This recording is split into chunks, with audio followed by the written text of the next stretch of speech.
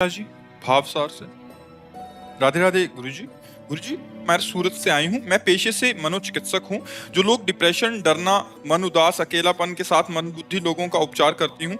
अपने सेशन में कई बार आपके सत्संग में सुनी बातों को भी बताती हूँ, जैसे जल्दी उठना, साफ सफाई, ध्यान रखना, ऐसी बातों को मर्जी, क्योंकि अधिकतर लोग आत्महत्या के लिए विचार करते हैं। दिन भर ऐसी नकारात्मकता भरी जब होती अधिक रहती है। पाप हो जाता है, अधिक पापाचरण हो जाता है, तो शरीर नष्ट करने के लिए स्वयं ही प्रेरित कर देता है मन।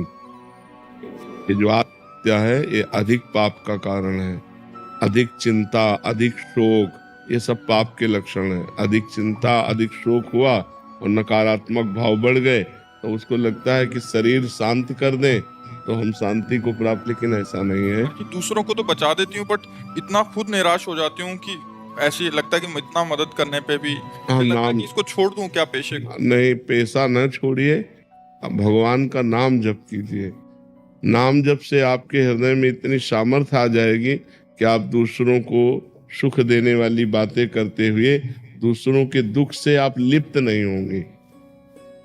जैसे डूबने वाले को बचाना है तो हमें वस्त्र आदि का, अगर हम स्वयं अच्छे तैराक नहीं और गए तो डूबने वाला पहले हमको डुबोएगा, क्योंकि वो सांस लेना। चतुर यही है कि उसे कोई डंडा, कोई वस्त्र पकड़ा दे और फिर उसके सहारे उसको खींच ले। तो ऐसे ही जो शोक में डूब रहे हैं, जो डिप्रेशन में डूब रहे हैं, जो नकारात्मक भाव में डूब रहे हैं, हमें चाहिए हम बात पकड़ा दें उनको, हम उनके दुख में लिप्त ना हो, निरपेक्ष होकर। नहीं, वो उनकी बातें सुन सुनकर आप डिप्रेशन में पहुंच जाएंगे। अगर आप समर्थ नहीं है तो 10 से 50 लोग आप रोज मिल रहे हैं, सुन सुन करके दिमाग, क्योंकि वो सब सांसारिक बातें हैं, वो आपके दिमाग को कमजोर कर देंगे। यदि आप नाम जप कीजिए तो नाम जप में एक अपूर्व आनंद होता है हृदय में, और उससे एक सामर्थ्य मिलती है। आप अपना व्यवहार बहुत अच्छा कीजिए, अपनी मृदु बातों के द्वारा, उत्तम बातों के द्वारा प्रवीणता पूर्वक दूसरों के मनोबल को पुष्ट कीजिए। कुछ औषधियां भी दीजिए और कुछ वाणी के द्वारा भी उनको परिपक्व कीजिए, और आप नाम जप के द्वारा पुष्ट होइएगा, लिप्त नहीं होइएगा। अगर लिप्त होंगे तो फिर आप, जैसे अभी आप कहें, तो आप लिप्त हो जाते हैं। लिप्त मत होइएगा, तटस्थ रहिएगा। वो उसके कर्म हैं बिगड़े हुए, आज हमारे पास आया है, हम सुधारने की चेष्टा करते हैं। वो प्रयास करे और भगवान कृपा करें तो ठीक हो जाएगा, नहीं ठीक होता तो भोगे अपने कर्मों का फल है।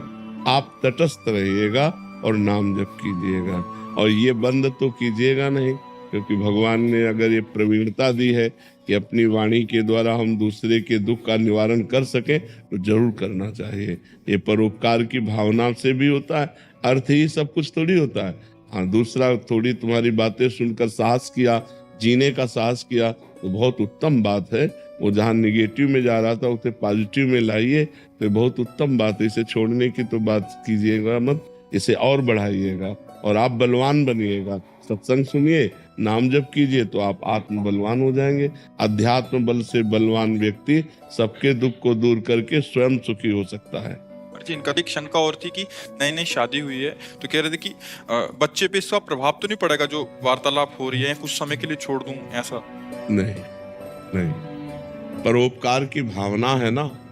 हम कह रहे बच्चा भी इन्हीं के अगर मार्ग का अनुसरण करने वाला हो और परोपकारी हो, तो वो कितने सैकड़ों हजारों लोगों के दुख को दूर करने वाला होगा। इससे नहीं, आप जो नाम जप करेंगे, आप जो आहार करेंगे, आप जो चिंतन करेंगे एकांत में, वो गर्भ पर प्रभाव पड़ता है। ऐसे बाहरी व्यवहार पर, नौकरी पेशा का गर्भ पर थोड़ी प्रभाव पड़ता है। गर्भ का स्वयं का जो गहरा चिंतन है वो प्रभाव डालता है। माता के उदर में जो बालक होता है, माता का जो गहरा चिंतन होता है, उसका प्रभाव, उससे संस्कार बनते हैं। तो इसलिए आप नाम जप कीजिए, भगवत कथा सुनिए, सत्संग सुनिए और स्वयं भगवत परायण रहिए, तो फिर दूसरों के दुख का निवारण करते हुए आप और आपका परिवार सुखी रहेगा।